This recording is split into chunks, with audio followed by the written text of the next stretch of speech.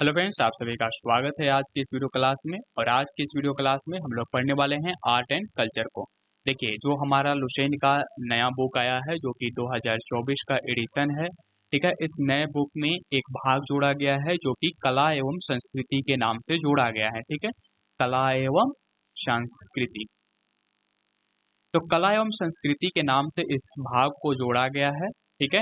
और उसी के बारे में हम लोग आज की इस वीडियो में डिस्कस करने वाले हैं कि आखिर इस भाग के अंतर्गत हमें क्या-क्या चीज़ें पढ़ने को मिलेगा, ठीक है? तो चलिए शुरू करते हैं। देखिए, कला एवं संस्कृति में कुल 6 चैप्टर जोड़ा गया है, ठीक है? यहाँ पर 6 चैप्टर कौन-कौन से हैं? तो पहला चैप्टर है प्रमुख भारतीय नृत्य विधाएँ, ठीक है? जिसमें भारत के प्रमुख नृत्य की जो विधाएँ हैं, उनके बारे में बात किया गया है। दूसरा जो चैप्टर है भारतीय संगीत के बारे में बात किया गया है। तीसरा जो चैप्टर है वो भारतीय मूर्ति कला से संबंधित है, जिसमें भारत की प्रमुख मूर्ति कला की विधियाँ और जो प्रत्येक काल में जैसे कि हड़प्पा काल की मूर्तियों के बारे में बताया गया है, मौर्य काल की मूर्तियों के बारे में बताया गया है। उसी तरह से चैप्टर नंबर 4 में भारत के प्रमुख त्योहारों के बारे में चर्चा की गई है। भारत के जो प्रमुख त्योहार हैं उनके बारे में जानकारी दिया गया है कि कौन-सा त्योहार क्यों मनाया जाता है और किस तरह से मनाया जाता है, ये सारी भी जानकारी भी चैप्टर नंबर 4 में दिया गया है। 5वें चैप्टर में भारत में यूनेस्को की सांस्कृतिक धरोहरों के बारे में बात की गई है और छठे चैप्टर में भारत के सांस्कृतिक संस्थान के बारे में बात की गई है, ठीक है।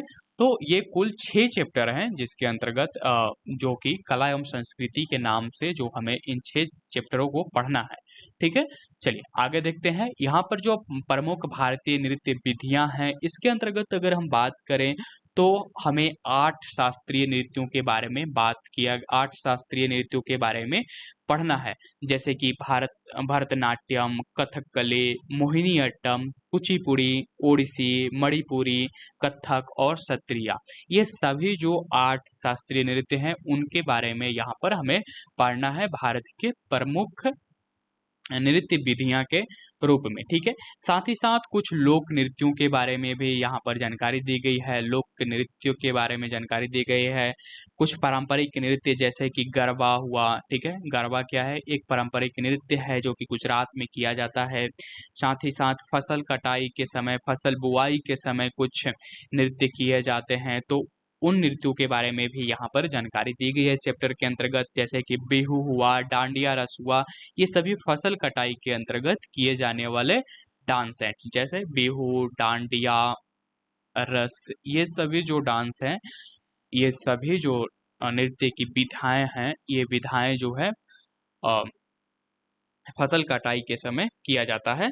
और इन सभी विधाओं के बारे में हमें पहले चैप्टर में प्रमुख भारतीय नृत्य विधाएँ के अंतर्गत हमें पढ़ना है, ठीक है। कुछ सामाजिक नृत्यों के बारे में भी हमें इसमें जानकारी दी गई है, कुछ सामाजिक नृत्यों के बारे में भी जानकारी दी गई है इस चैप्टर के अंतर्गत।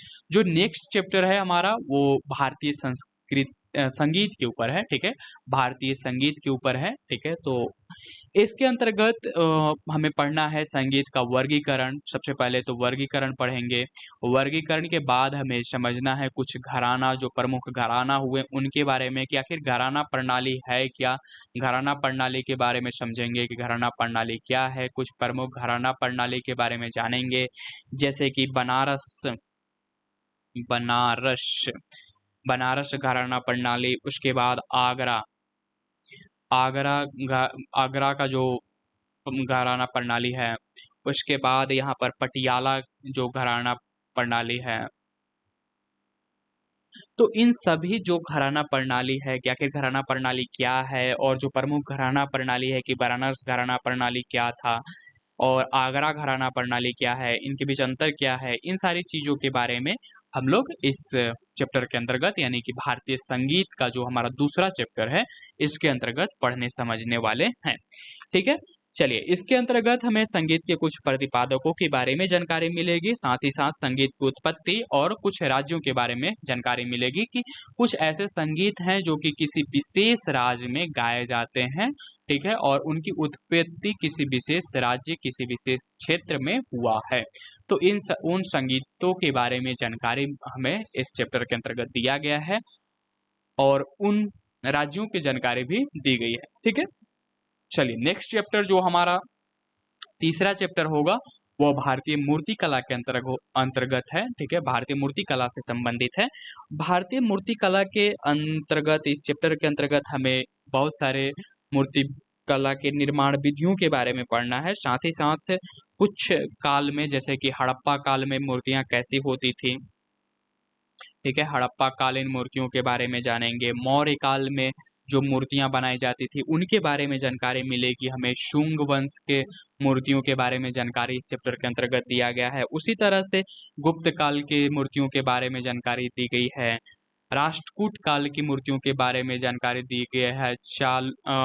चोल काल की मूर्तियों के बारे में जानकारी मिली है, हमें मिलेगी इस चैप्टर के अंतर्गत। और साथ ही साथ कई सारी शैलियां होती है, जैसे कि मूर्ति निर्माण की गंधार शैली हुई, मूर्ति निर्माण की मथुरा शैली है, नागर शैली है, बेसर शैली, द्राविड़ शैली, ये सभी मूर्ति निर्माण की शैलियां हैं। इन सारी शैलियों के बारे में हम बेहतर तरीके से या विस्तार से कहें तो हम लोग पढ़ने वाले हैं भारतीय मूर्ति कला के अंतर्गत, इस चैप्टर के अंतर्गत। देखिए नेक्स्ट चैप्टर जो है वो भारत के प्रमुख त्योहारों से संबंधित है, कि भारत में जो प्रमुख त्योहार हैं जैसे कि होली हुआ, ठीक है, होली हुआ, दिवाली हुआ, ठीक, उसके बाद जो रामनवमी होता है, रामनवमी हुआ, और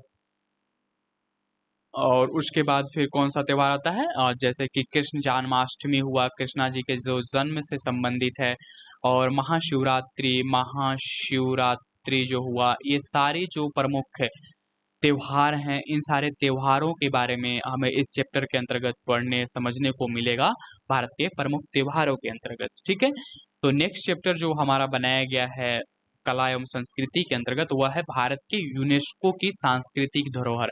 जो यूनेस्को है एक सांस्कृतिक धरोहरों का लिस्ट बनाता है, उस लिस्ट में भारत के कई सारे सांस्कृतिक जो जगह हैं उन सब को क्या किया गया है, सम्मिलित किया गया है। ठीक है, जैसे कि अगर हम बात करें कि आखिर कौन कौन से कैसे कैसे मतलब स्थल जो है सम्मिलित किया गया है, तो जो अजंता की गुफा है उसको भारत में यूनेस्को की सांस्कृतिक धरोहर के रूप में सम्मिलित किया गया है। ठीक है, अजंता की गुफा हुआ, ताजमहल जो है उसको भी यूनेस्को की धरोहर लिस्ट में शामिल किया गया है। ठीक है, ताजमहल, फिर उसके बाद शांति निकेतन को भी यहाँ पर शामिल किया गया है। तो यहाँ पर हम लोग ये भी समझेंगे कि आखिर जो यूनेस्को है इसका क्या महत्व है, इसके अंतर्गत जो स्थल हैं उनको सम्मिलित करने की क्या प्रक्रिया है, उनका महत्व क्या है, आखिर उससे क्या फायदा होते हैं। ठीक है, तो इस चैप्टर के अंतर्गत हम लोग उन सारी चीज़ों के बारे में भी जानकारी लेंगे। और साथ ही साथ यहाँ पर हम लोग एक और चीज़ पढ़ेंगे, अमूर्त सांस्कृतिक धरोहर क्या होते हैं। ठीक है, अमूर्त सांस्कृतिक धरोहर के बारे में जानेंगे हम लोग। ठीक है, नेक्स्ट जो हमारा चैप्टर आएगा वो भारत के सांस्कृतिक संस्थान के बारे में है, यानी कि वो संस्थान जो सांस्कृतिक धरोहरों से संबंध रखते हैं, जैसे कि भारतीय पुरातत्व सर्वेक्षण संस्थान हुआ। ठीक है, भारतीय पुरातत्व सर्वेक्षण संस्थान जो हुआ, सर्वेक्षण संस्थान, ये भारत के प्रमुख सांस्कृतिक संस्थानों में से एक है। ललित कला अकादमी के बारे में हम लोग जानेंगे इसी चैप्टर के अंतर्गत, ललित कला अकादमी के बारे में इसी चैप्टर के अंतर्गत जानेंगे। और साहित्य अकादमी के बारे में भी इस चैप्टर के अंतर्गत हमें इस चैप्टर के अंतर्गत साहित्य अकादमी के बारे में भी पढ़ने को मिलेगा। तो ये कुल 6 चैप्टर इस नए भाग में जोड़ा गया है। इस 6 चैप्टर जो हैं वो कला एवं संस्कृति के नाम से जोड़ा गया है, और बहुत जल्द हम इन 6 चैप्टर को कंप्लीट करने वाले हैं। तो अभी तक अगर चैनल को सब्सक्राइब नहीं किए हैं तो ज़रूर सब्सक्राइब कर लीजिए, क्योंकि ये 6 चैप्टर जो हैं वो महत्वपूर्ण है, क्योंकि इनको नए एडिशन 2024 में पहली बार जोड़ा गया है लुसेंट के अंतर्गत। ठीक है, लुसेंट वन लाइनर का जो बुक है इसमें पहली बार जोड़ा गया है इसको। ठीक है, तो बहुत जल्द ही इस पर नई नई वीडियो आएंगी इस कला एवं संस्कृति से। तो इस वीडियो को देखने के लिए आप सभी को बहुत बहुत धन्यवाद। अभी तक अगर आप चैनल को सब्सक्राइब नहीं किए हैं तो सब्सक्राइब कर लीजिए, और अगर आपके पास कोई सवाल है या फिर मन में कोई बात है, अगर आप पूछना चाहते हैं तो नीचे कमेंट बॉक्स में लिखिए, हम उसका जवाब ज़रूर आपको देंगे। मिलते हैं नए वीडियो में जिसमें पहला चैप्टर के साथ हम शुरुआत करेंगे। और हाँ, एक प्लेलिस्ट भी बना हुआ होगा हमारे चैनल पर, जो कि कला एवं संस्कृति के नाम से होगा, तो आप उस प्लेलिस्ट को सेव कर लीजिए, क्योंकि उसी प्लेलिस्ट के अंतर्गत जो कला एवं संस्कृति का जो नया भाग जोड़ा गया है लुसेंट का, उसको उसी प्लेलिस्ट में अपडेट किया जाएगा। एक के बाद एक वीडियो उसमें डाला जाएगा। कुछ वीडियोस लंबी होंगी, कुछ बड़ी भी होंगी, कुछ छोटी भी होंगे, जैसे सुविधा के अनुसार मैं डालूंगा।